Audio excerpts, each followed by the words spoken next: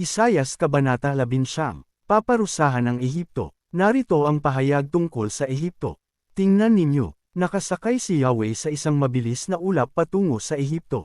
Nanginginig sa takot ang mga Diyos-Diyosan ng Ehipto, at ang mga Egyptyo'y naduwag. Ang sabi ni Yahweh, paglalaban-labanin ko ang mga Egyptyo, kapatid laban sa kapatid, kasama laban sa kasama, lungsod laban sa lungsod, kaharian laban sa kaharian. Masisiraan ng loob ang mga Egyptyo, at guguluhin ko ang kanilang mga balak. Hihingi sila ng tulong sa mga Diyos-Diyosan, sa mga mangkukulam, sa mga nakikipag-usap sa espiritu ng patay at manghuhula. Ibibigay ko ang Ehipto sa kamay ng isang malupit na Panginoon. Isang mabagsik na hari ang sasakop sa kanila. Ito ang sabi ni Yahweh na makapangyarihang Panginoon. Bababaw ang tubig sa ilog Nilo, at unti-unting matutuyo. Babaho ang mga kanal. Ang ilog Nilo ng Ehipto ay mauubusan ng tubig.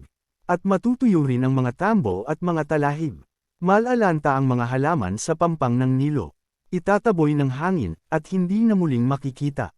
Magluluksa ang mga mangingisda, at mananaghoy ang lahat ng namimingwit. Ang mga naghahadyas naman ng lambat ay manlulapaypay. Manghihina ang loob ng mga gumagawa ng kasuotang linen. Manlulapaypay ang mga humahabi ng tela. At mawawala ng pag-asa ang mga manggagawa. Hanggal kayong lahat, mga pinuno ng zone. Kayong matatalinong tagapayo ng Faraon, pawang walang saysay ang inyong ipinapayo. Paano ninyo masasabi sa Faraon? Ako'y mula sa lahi ng mga matatalino. At ang mga ninuno ko'y hari noong unang panahon. Nasaan, Faraon, ang iyong mga matatalino? Bakit hindi nila sabihin sa iyo ngayon?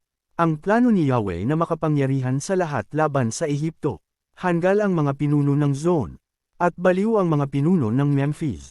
Iniligaw nila ang Ehipto tungo sa kapahamakan. Ginulo ni Yahweh ang kanilang pag-iisip. Iniligaw nila ang Ehipto sa lahat nitong ginagawa. Animoy lasing itong pasuray-suray at nagsusuka habang daan. Walang sino man sa Ehipto, dakila man o karaniwang tao ang makakapagbigay ng tulong. Sasambahin na ng Ehipto si Yahweh.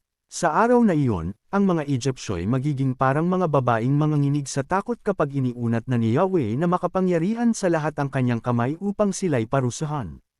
Masisindek ang mga Egyptyo sa mga taga-Juda marinig lamang nila ang pangalan nito, dahil sa balak ni Yahweh na makapangyarihan sa lahat laban sa kanila. Sa araw na iyon, 5 lungsod sa Ehipto ang gagamit ng wikang Hebreo, at manunumpa sila sa pangalan ni Yahweh na makapangyarihan sa lahat. Isa sa mga lungsod na ito ay tatawaging lungsod ng araw. Si Yahweh ay ipagtatayo sa Ehipto ng isang altar at siya'y pararangalan sa pamamagitan ng isang halijing bato sa may hangganan ng lupain. Iyan ang magiging palatandaan na si Yahweh na makapangyarihan sa lahat ay naroon at sila'y bibigyan niya ng tagapagtanggol kapag sila'y humingi ng tulong sa panahon ng pag-uusig. Magpapakilala si Yahweh sa mga Egyptyo at siya na may kanilang kikilanlin, sasambahin at aalayan ng handog na susunugan. Gagawa sila ng mga sinumpaang pangako kay Yahweh at ang mga iyon ay kanilang tutuparan. Paparusahan ni Yahweh ang mga Egyptyo, ngunit sila na may kanyang aaliwin. Manunumbalik sila sa kanya at sila'y kanyang diringgin at pagagalingan. Sa araw na iyon, magkakaroon ng isang malawak na daan buhat sa Ehipto patungo sa Assyria. Makakapunta sa Assyria ang mga Egyptyo at ang mga taga-Assyria ay makakapunta sa Ehipto, sila'y sama-samang sasamba.